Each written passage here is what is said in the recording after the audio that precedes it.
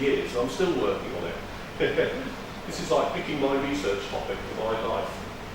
I got interested, and these are some of the questions. Can we measure and model this variability? It exists. People have just been sort of ignoring this in computer decision making. So can we measure and model it? And if we model it, can we use this to somehow improve performance? And then could we use that in actual decision systems that we're using in the real world? So I'm just going to try and give you a flavour of how I tackled this. And I'm going to now talk, I said my system was a fuzzy expert system, so I'm going to do a 2-second, well not 2-second, maybe 2-minute introduction to fuzzy sets. I'm assuming people don't all know fuzzy sets. So, this is my quick introduction, shall we say. Fuzzy sets are related to crisp sets, the classical set theory. The set theory, we have something like the set of prime numbers. Now, the set of prime numbers, you don't often see it represented like this, but we can represent it where on the x-axis we've got the universe, all the elements of the universal set. So if I'm considering the natural numbers, I've got the set of natural numbers on the x-axis. And then on my y-axis I've got an indicator variable. I've got 1 if it's in the set. This is like Boolean logic. It's 1 if it's in the set, and 0 if it's not in the set. So 2, 3, 5 and 7 are in the set of prime numbers.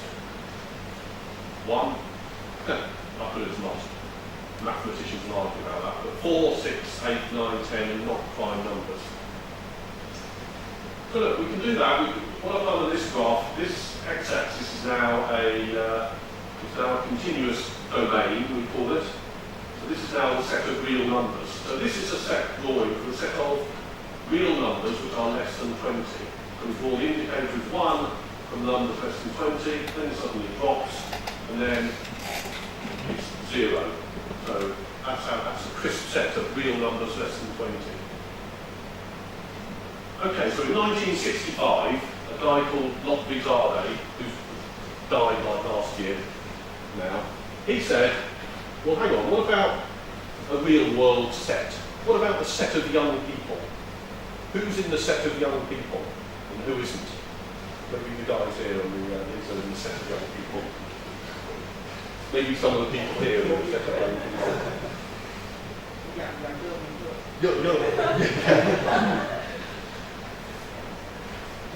Zadeh's point was that we talk about the set of young people. We have a concept in our head of young people, of old people. We talk about old people. Old people do this, old people need care or something. We use these terms in language. So how do we define the set of young people? So he said, well, what about if we use a crisp set? And what I've done now, this is age in years, so this is how old you are. So is this how we define the set of young people? If your age is less than 20, then you're young. And then when you're 20, on your 20th birthday, you stop being young? Seems wrong. And Zadeh said, this is something wrong here. So he said, what we need is something, he called it a fuzzy set. And essentially, all he's done in a fuzzy set is he's done 2 things, essentially. On the y-axis, rather than it being 0 or 1, this is now the real values between 0 and 1. So 0 means not in the set. 1 means you are in the set. And 0.5 means you're half in the set. So you can have partial membership of a set. And the other second thing we do is we put a slope on the line. So rather than it being a step function, actually it could still be a step function. But actually we can have a slope. So this is the set, and this is some sort of representation of a set of young people. So, you know, guys down there, this is a very dangerous part of the talk here, you guys down there, so maybe 20s, you know, somewhere here. The way I've drawn it here, you're 5. If you're 85, you're definitely young. By the time you're 45, you're definitely not young anymore.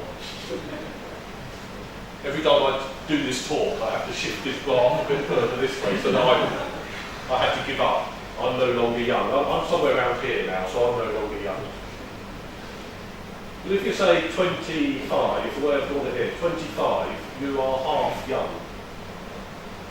And so what happens with this fuzzy set of young is basically as you get older, you get less and less young. Less and less a member of the set of young people. which seems to make sense. So that's a fuzzy set. And once you've got the set of young people, you can have a set of old people, and you can have a set of middle-aged people. So I'm now somewhere here. So I'm now middle-aged. I'm not young and I'm not old. But if someone's 25, they could be half young and half old. Half middle-aged. Someone, the way I've drawn it here is at 75, maybe that's 75, you're half old and half middle-aged. Where do you put middle-aged? I don't know, where's middle-aged start, finish? It's not. These are fuzzy sets. Okay. That's all I'm going to say about fuzzy sets. Fuzzy sets were invented 50 years ago. Since then, we have a complete sort of methods for processing with fuzzy sets. And inside a fuzzy system, you can have a set of rules and you can perform inference. And this is like, I've drawn the dots dotted around here, this is like a black box. This black box can do a function approximation. And basically, you put in x and you get out y equals f of x. And somehow this is doing the function. So it could be like a neural network does y equals f of x. A fuzzy system will calculate the function. Okay. We just pause for a second. I showed you the standard fuzzy set for middle-aged. If we look at the age 20, you can see on here we get 0.2 the way I've drawn this. And if we put in 20, we'll always get 0.2. So just for a second, I'm not going to go into any technical details here at all, but I'll just ask you to imagine, if you put in x, the system calculates y equals f of x. So if I put in the same x, this is the same calculation takes place and I get the same y out. So in a standard system, standard fuzzy system, although there's a sort of non-linear mapping here, it's a fixed non-linear mapping. So there's no, in some senses, there's no fuzziness. It's precise. And so if I build my standard fuzzy system and I did my intra-fuzzy expert system variation, I'd get a straight line like this. Yet my human beings that's what my humans got. And I want to model my humans. So how am I going to model my humans? I'm going to introduce variation into my fuzzy system. So how do I introduce variation into the fuzzy system? I created something which was a sort of new thing, which was called non-stationary fuzzy sets. And my non-stationary fuzzy sets, there's what the fuzzy set. My non-stationary fuzzy sets do this. They sort of wobble around, they move around.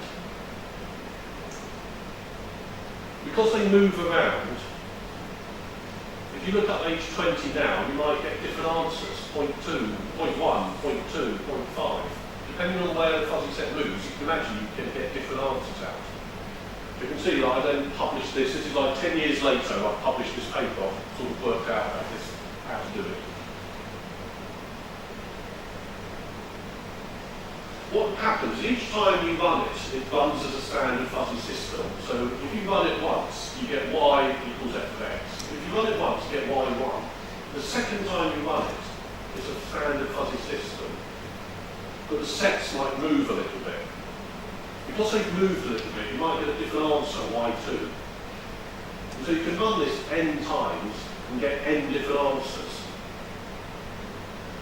And then we can do some sort of aggregation, as I call it, and end up with an overall answer. An aggregation could be something like take the minimum, take the maximum, take the average, something like this. Or I can look at the distribution of the answers I get. So using these non-stationary sets, I've got a mechanism for looking at variation. So then what I did, is I started a set of experiments where essentially I created a fuzzy expert system. I've made it non-stationary and I tried changing the amount of variation. I controlled the size of my variation. And by changing the size of my variation and run it thousands of times, then I was trying to match the expert results, see whether any results I got out of my system match the experts. And these are the sort of patterns of variation. As you get that we saw, as you get more variation, you're getting wider error bars, shall we say. I just jumped straight to the results. These are two separate independent experiments. One is matching the 6 experts with the inter-expert variation, and the second one is matching the 2, expert A and B, with their intra. In both cases, 3% gave the best match between my expert system variation and my human experts. You see, for example, baby number 1, with 3% variation, baby number 1, it still says baby number 1 each time. So what I've got now is I've got a fuzzy expert system with 3% variation, and 3%, what I mean is, like on that middle-aged graph, the x-axis went from 0 to 100, so 3% means 3% of that universe. So that would mean the centre of the middle-aged is moving by 3 out of 100, yeah? So with 3% variation, I get the best match at my inter-expert agreement. And actually, I found out, so these are 2 separate experiments, but I find the same 3% gave intra-expert match. So let's just pause for a second there. So first observation is I have now quantified 3%. I've quantified somehow the variation in the sense of if I put 3% variation into my system, that's the best match of the experts. So I'd say the experts are showing 3% variation here in this sense. I've matched it and modelled it, and these are the same. 3%. Now just think, if Sonia has 3% variation with himself, I have 3% variation with myself. So our intra variation is 3%. If we were saying different answers, if we were giving different answers, the variation, the internal variation between us would have to be more than 3%. Because I've got 3%, you've got 3%. So the fact that intra is 3% and internal is 3% means actually we're all saying the same thing. The 6 experts are all giving me basically the same answer, and there's just 3% variation in the system. I can't prove that, but that's a sort of conjecture, shall we say. And so I sort of modelled the variation here somehow, and I've somehow this has allowed me to measure it. So, that's another transactions paper in 2007. You can see, like 10 years of work, I've sort of succeeded in measuring and modelling and measuring the variation. So I've used them, so non-stationary sets have been used to successfully model the variation. So now just the second question, which I was looking at, was can they improve decision making? So what? So what do we model it? So now I'm going to switch to a different medical context, breast cancer. Why? Because 10 years, this is 10 years of work, 10 years later, I've left Plymouth, I'm no longer a PhD student in Plymouth, I finished my PhD, I started to research, I got assigned, they're now an associate professor or something by this point, and I've moved to Nottingham. And in the University of Nottingham, they've got a world-leading research group in breast cancer. So I started working with this world-leading group in breast cancer. So, breast cancer, nasty disease, the main important thing here is that it's actually a complex disease. There's different types of breast cancer. And sometimes it can be what's called very aggressive breast cancer and the women will die, and sometimes it can be cured, shall we say. So there's a range in between. And sometimes even with the best care in the world, the woman will still die. It's not quality of care necessarily.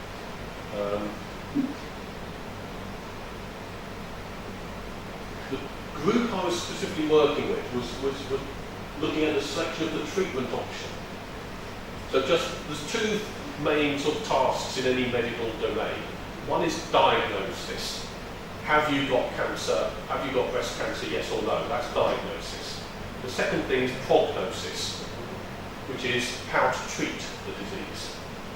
If you've got breast cancer, then the question then becomes how do we treat it and what do we do and how long are you going to live and so on. So the bit I was working with was treatment. So we had a set of women, these are all women who've got breast cancer. So actually what happens is if a woman has breast cancer, they first of all, they always first off, as soon as they find it, they do an operation and they remove the tumour. Okay? They remove the tumour.